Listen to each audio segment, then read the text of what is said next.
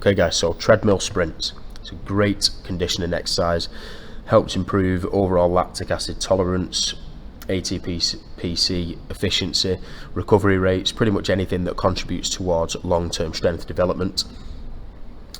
Obviously with this you want to make sure that you are pain free when you are performing any kind of running movement before you start to crank up the speed. Set the treadmill up with a slight gradient, so we tend to find that there's a little bit of reduced impact force when the gradient is set between 1 to 3%. Obviously this depends on the specific treadmill you're using, but it just helps improve your technique a little bit and doesn't necessarily make the exercise any more challenging.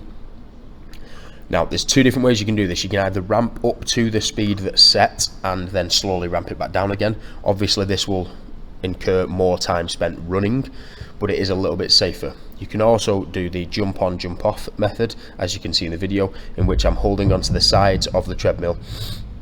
I'm slowly getting my feet used to the speed that is set and then taking my hands off and going into the running movement. Whichever you're more comfortable with. Like I said, I would strongly recommend the ramping up version first before you become a little bit more comfortable on the treadmill. Now, the speed that you run for is obviously dictated based off the program, but you want to make sure that you're trying to get the full length of time at that specific speed. So if you do the ramping up method, you shouldn't start the 30 seconds or the 45 seconds or the 60 seconds until you are at that maximum speed.